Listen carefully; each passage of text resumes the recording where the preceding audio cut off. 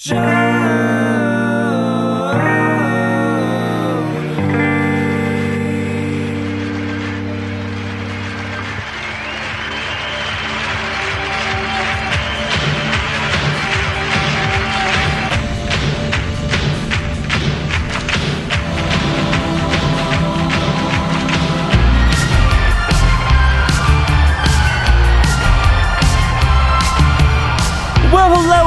everybody. Welcome to another installment of Show to V with Mike G, the show of life, the show of architecture, the show of rain in Ireland, Dublin, LA, and so much more with today's guest, Jane Maher of Tullamore D.E.W, the wonderful Irish whiskey we've grown to love. Of course, the 12-year is always my personal favorite. We sit and we talk about this interesting project called Do and a Brew, an exploration of the boilermaker cocktail paired with some amazing beers throughout this fine country of ours. In fact, it is 26 stops at breweries in 68 days, concluding on St. Patrick's Day in Chicago, Illinois.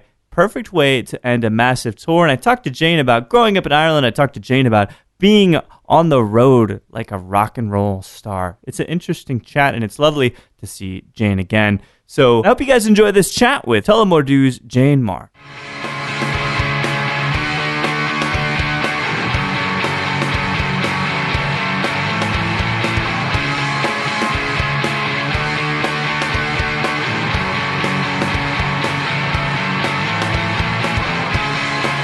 Fantastic. I mean, you look back, you only know where you grew up, obviously. But when I'm here in the United States, you know, it's great to have the opportunity to experience lots of different things and experience the cultures of the United States. But on the flip of that, I'm also feel very fortunate to have grown up in like small town Ireland, and to have really had all of my close family nearby, and to have lived a very simple, straightforward childhood, you know. Not to say I wanted for anything, I don't mean that at all.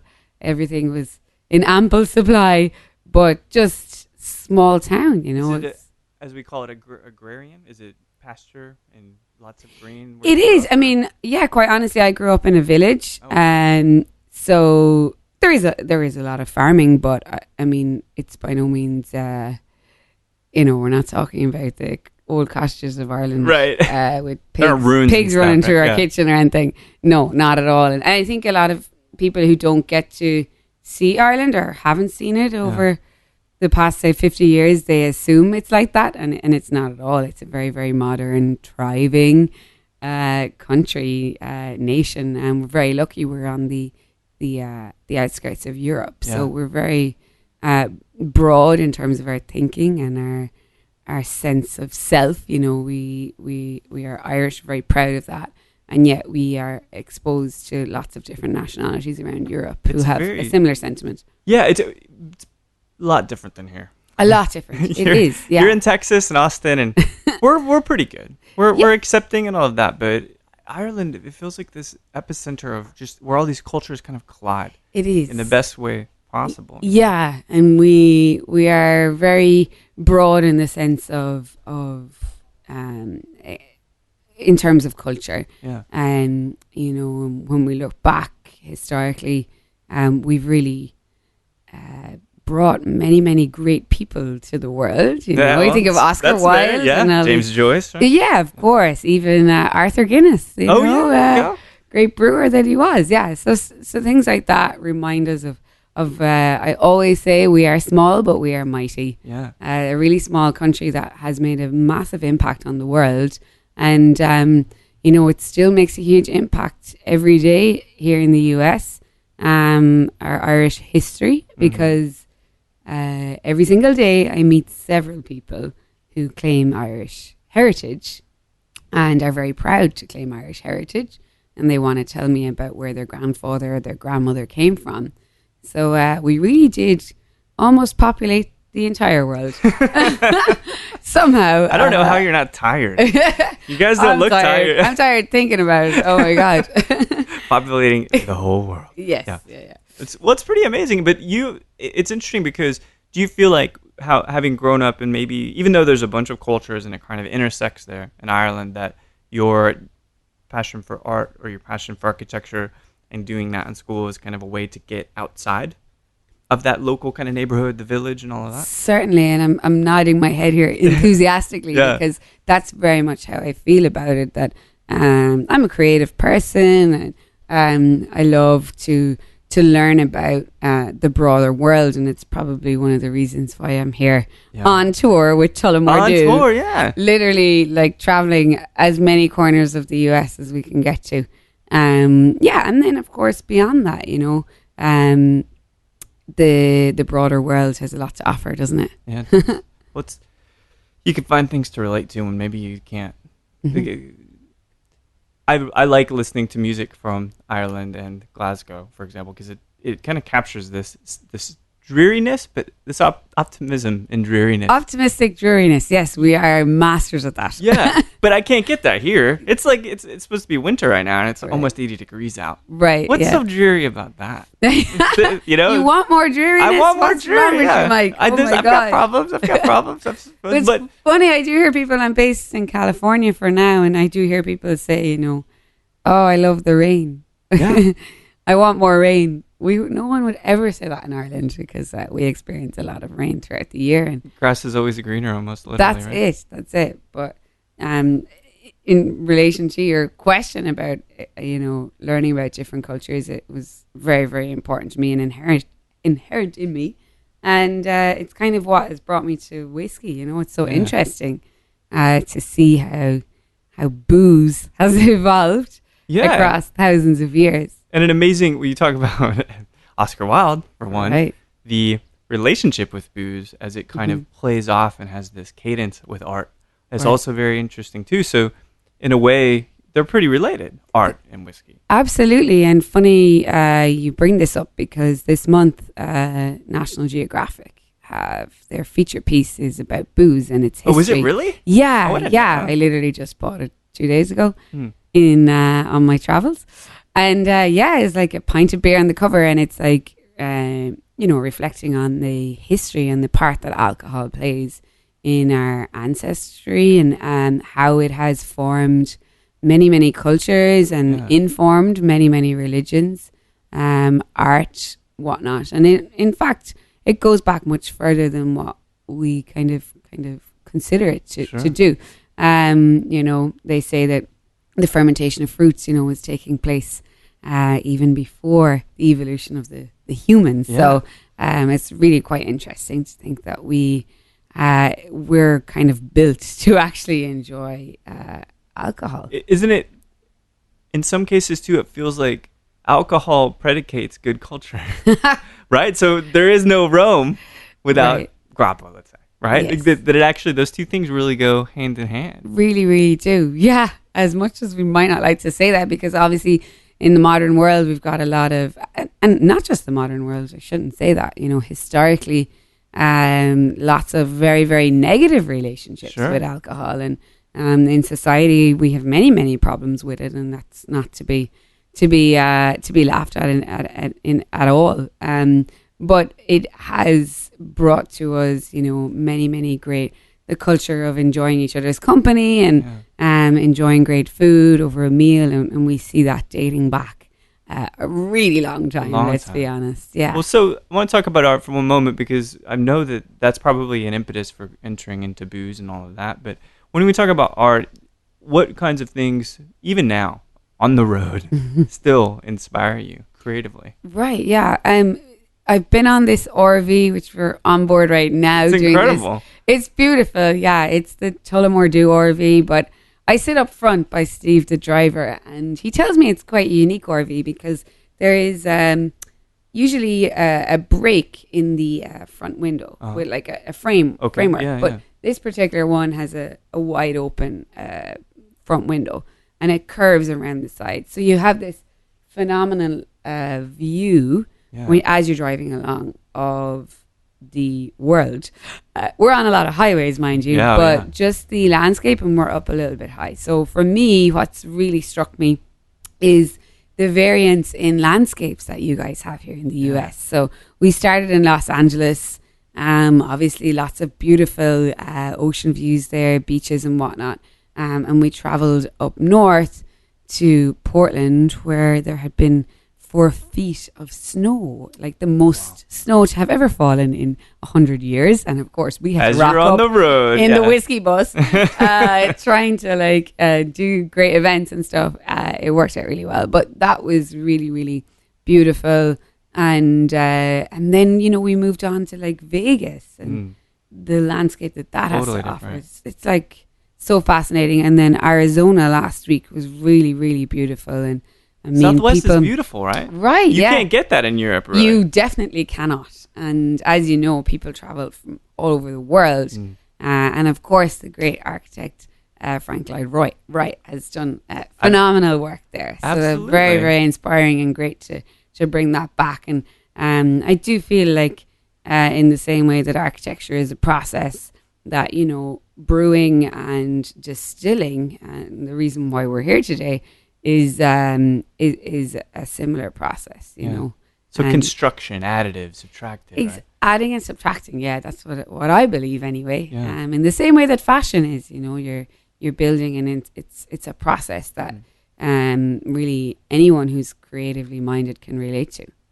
It is. I think that it's not a huge surprise that a lot of us come from creative backgrounds. I know, and end up it's kind of interesting. Funny you say that, because consistently, and I'm fortunate to visit some of the most amazing bars in the world, and particularly now with our obviously thriving cocktail scene.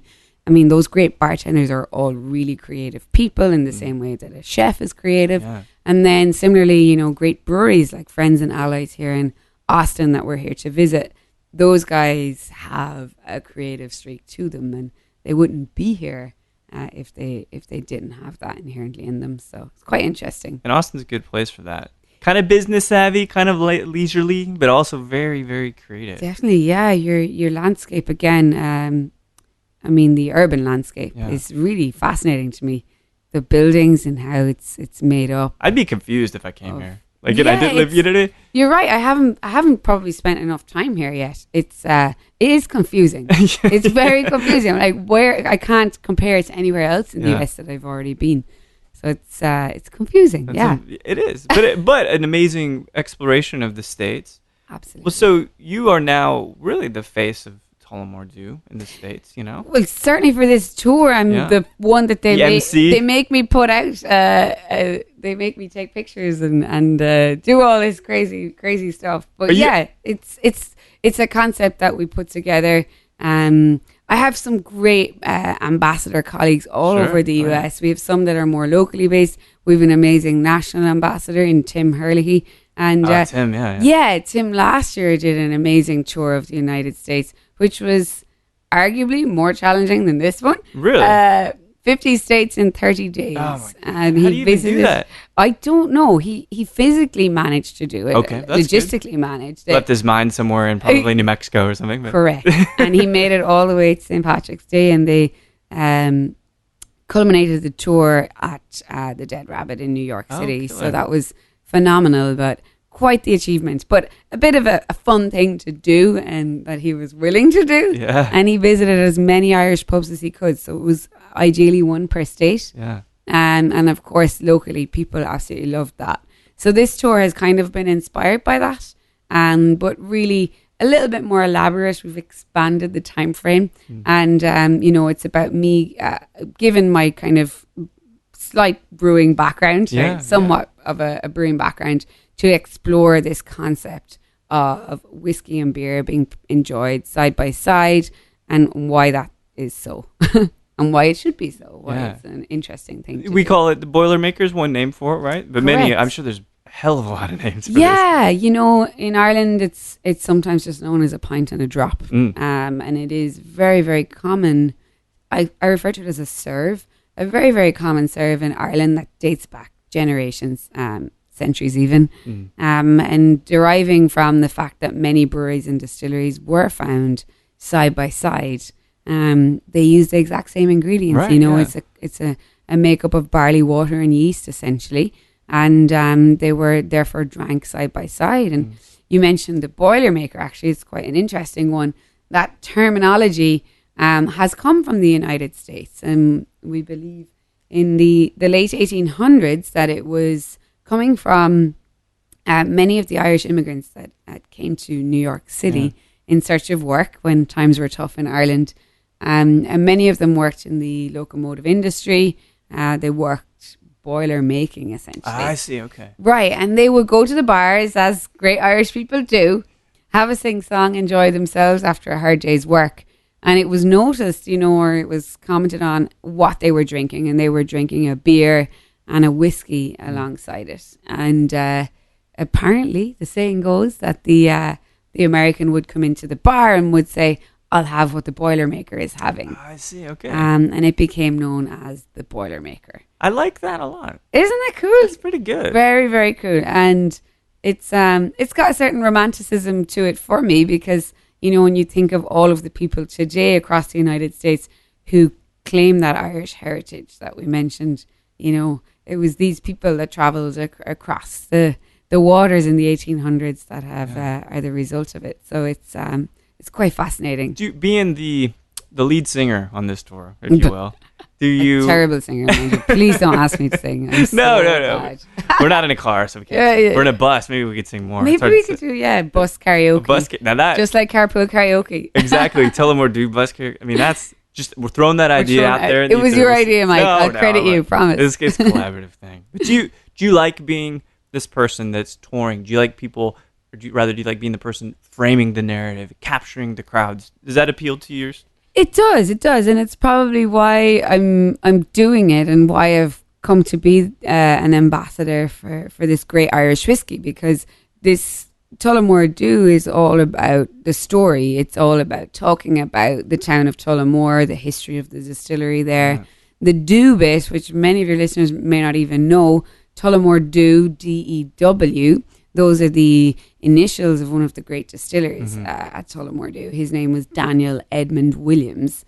So he actually, when he first got involved in distilling, he put his initials to every single bottle that's what we do. Produced. We're egotistical. Leave our stamp on every bottle. Exactly, and certainly he did. He was a great man, and through the 1800s again, he was really working very hard to bring innovation and forward thinking to the distillery in the town of Tullamore.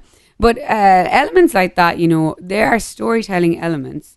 And, you could travel the US and visit breweries, but really it's about trying to capture the story of that brewery. And each one is a different one to bring to the table. Yeah. Even just like here today at Friends and Allies in Austin, they're on the cusp of opening day. Oh yeah, just days away. They're literally, but they're not there yet. Yeah. They're like inside, they're like brushing up, they're fixing things up, getting things ready. And that in itself is a really, really great story to tell. Absolutely. A young team of guys like they are, and they're like, going for it and reaching for the stars, so to speak. That was awesome for you right there. Fantastic. Aspirations, ambition, and all of that. Yeah. So Tully, and I've got a story I'll share with you before we wrap, which I think is so great and kind of illustrates how big the brand is becoming. Right. How it's kind of like a nod now. People give you a nod like, Tully, yeah, I get it, right? So you're taking a few bottles on the road, though. Right. The old standard, I imagine, which is everybody's best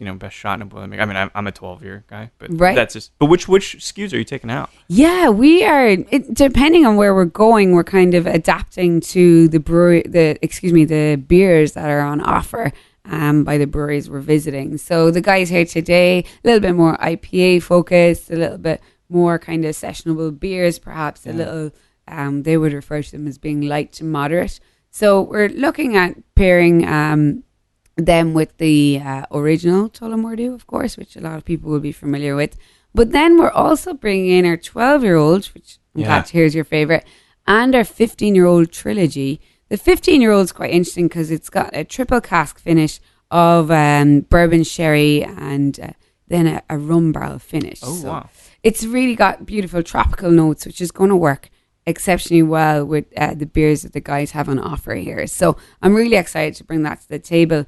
And on other stops, we have sometimes done Tullamore D.E.W Phoenix, which is a very... powerful 110, right? Powerful, 110 proof, lot more robust and just quite interesting to have with a really great port or like a really kind of very flavoursome stout, let's say. And then similarly, our single malts are quite interesting. We've got a 14-year-old and an 18-year-old single malt, and we're pairing those, with quite fruity beers, like a sour beer, for example. We've done that at Cascade in Portland. That was really, really interesting, and it went down exceptionally well. I didn't think I would be so enthused by the sour beers, but actually they really suit my palate. I'm learning more and more. Because they're very bright. They're crisp. Very bright, very crisp. And obviously you've got that kind of like tart finish to a lot of them, which I really, really like. But it's one thing I would say to people, and it's something I'm trying to communicate across the board, is that this is about your experimentation process. It's our do, but it's your brew. So, you decide what beer you would like to pair with our whiskey. And, people are a little bit hesitant to pair some of the higher expressions with beer. And we say, no, absolutely not. We certainly encourage that.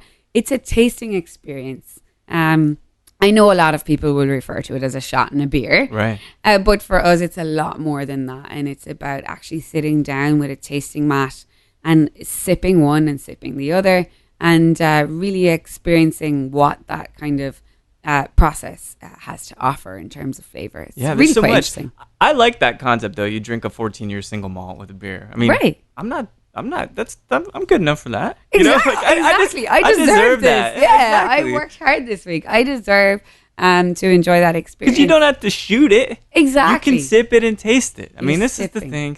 Yeah. It's tasting, not shooting. Absolutely. And, across the board, it's a sipping experience, like I keep saying. And don't be afraid to experiment with it. And Tullamore D.E.W is a triple blend of Irish whiskey. So we use all three styles of Irish whiskey that are made in Ireland, and that gives you a very, very well balanced whiskey as a result, and it plays well with a lot of different styles of beer. I like Tully, and again, it's like the thing that's coming, because there's another competitor that I don't care as much for, and the one that's like there's tattooed. so many out there now. You're right, and Diageo is just they're coming out with their one too, announcement. A couple of weeks ago. It's amazing for Ireland because we're going to see a boom in whiskey tourism, which is very exciting. It's amazing. Yeah, just like Scotland already has. And I would arguably say, perhaps our Irish whiskey, has a bit of an edge in terms of its coolness. We all love a Scotch. I certainly do. But it has a certain perception out there, whereas Irish whiskey's a little bit more of an edge to it. And, we're talking to that kind of young professional who's starting to earn a little bit of money in the world and is wanting to experience lots of different things, craft beer included. Let's play around with all these different types of Irish whiskey. I think it's amazing. It's good. I mean, that's kind of what we're becoming as we get older, right? People that are interested in these things. We're not our dads anymore. Exactly. You know what I mean? So the market's changing really profoundly. Very much so. And it's not about, you don't just start drinking one thing and stick with that for the rest of your life. That's not the way it is. You try something tonight, next weekend you'll try something else. So, absolutely. And that's what we're trying to do, to offer our fans, because we do have a lot of fans out there. Absolutely. Offer them something different, and offer them something that's innovative, and we're seeing that come through in our liquids as they're being released year on year as we have more and more age stocks available to us. Yeah, it's great. So I've got a couple questions left for you. I know that this is the book tour and everything is outside. You got to go send some autographs and shit, like when we get out of here. Yeah, right. He's totally lying. Don't mind him. We're here on our own. There's nobody else. This is actually a U-Haul. But they'll never know. You can. So how many days and how many stops? Yeah. It's actually it's great. It's a 70-day tour total. Yeah. So we start on the 9th of January and we finish the weekend of St. Patrick's Day. St. Patrick's Day falls this year on a Friday for anyone out there who wants to know. 17th of March, and we've got events running that weekend, culminating the tour in Chicago on those dates. We're going to have a lot of fun there. We are partnering with 22 breweries in total. Yeah. Of course, we could have partnered with 2,200 breweries. I'm sure, yeah. So we've, selected some and worked with people who really would like to work with us. And it's really interesting to work with somebody who's starting out, like Friends and Allies here, with their new facilities. So, I mean, we just kind of rolled with it, whatever came our way. With it, yeah, quite literally. There's over like 30 events total. Maybe a few more, actually. There's a few ad hoc ones along the way. I'm sure you're seizing the opportunity, right? Exactly. We're driving through Pensacola. Oh, my God, there's a huge pub crawl taking place that day. Oh, we might just, When you find yourself in Pensacola. Well, yeah, which as one happen. does. Yeah, as one does. Yeah. How are you holding up? I'm good. Yeah, I'm good. It's quite the journey. I have everyone telling me to take my vitamins. Right. Or vitamins, as we say in Ireland. Drink the water. There's a juice bar right around the corner. You saw me. I was drinking my lemon and ginger juice. Which the daily juice, man. These things are really good, yeah. And it's wonderful. And I'm feeding off the energy of people as I'm engaging with them. And that's what is exhausting when you do this kind of work. It's the engagement with so many people. And it's wonderful, though. I'm keeping a diary, which is fantastic. Oh, that's great. I'm not sure it will be published. But that's still cool for you. You'll always have that. Well, yeah, it was one piece of advice, and I was going, "Oh my God, how am I going to have time to do this?" But I'm adamant I'm doing it, and I've kept up with it. And there's all these little quirky people or stories or quirky characters that you meet along the way, and you have to write that stuff down because you will forget. You will. It's amazing when so much happens in a short period of time. It is. It's hard. It is being documented. Watch this. So this is good. Pictures too? The whole lot of stuff. Lots of pictures. Some videos. Yeah. Visit doinabrew.com for all of the stops, all of the videos that we've captured so far. And there's some great ones. We've met some legends. I've seen some killer video. I mean, the production's great on it. It's fantastic. I mean, this bus is where I'd want to hang out if I didn't have to head out. I would just sit here and probably drink the 12-year, just sip it for a couple hours. Fantastic. And many more like you, I can assure you that, Mike. Many more wanting to do that. So. Well, so the last question I have for you before you head out, and you're got plenty of other stops. You've got to go till St. Patrick's Day. So Godspeed on that one. Right. But for you, let's just say it's the Tullamore 12-year. Okay. Mm-hmm. You're at your favorite bar in the world. Who, living or dead, would you like to just sit and sip and have a conversation with? Oh, what an amazing question. And always one I struggle with to answer. It's a hard one. I'm putting you on the spot. I do admit that. It's really tough. There's an amazing woman who is known the world over. Her name is Mary Robinson. Mm-hmm. She was president of Ireland for many, many years, and she's now heavily involved in the UN and human rights all over the world. She's an amazing woman, and when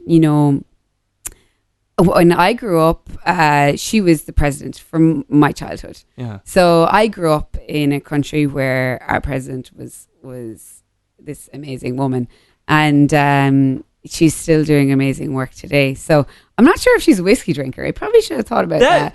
I reckon I could convert her if she is, even if she is not. One strong woman to another? Yeah, I think you could probably persuade her. I would hope so. But yeah, she's amazing. And then after that, it would probably be, an Oscar Wilde, just because his life was so fascinating. Yeah. And I would love to have the opportunity to figure him out, engage with him for a minute and before figure he got out drunk his mind. Yeah, just how he worked. He was just truly an amazing guy. Yeah.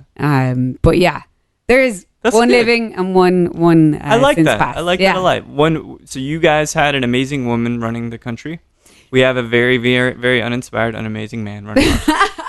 Well, so. I don't mean that, but it actually just. I mean that. You mean that, right? And I don't really have any strong views on what's happening in the US, but what it has taught me the past number of weeks, as people were up in arms with all of this happening, is I suddenly realized, God, I had for 14 years in Ireland while I was a child. Yeah.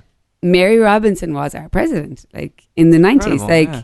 And she's still a phenomenal woman to this day. But like, I grew up in a society where we had a female president. So, and it really brought it home to me, this whole thing. So you always reflect on your own being, don't you, when these things happen. Well, let me share one last thing with you, because I was at a show at Stubbs on Friday. It's a good show. Seeing Young the Giant, my wife and I went, and of course we're whiskey drinkers. And I was very, very elated to find that behind the bar, they've got Tully.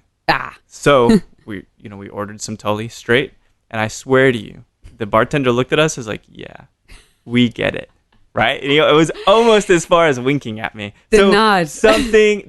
Something is happening. This cult cachet is building.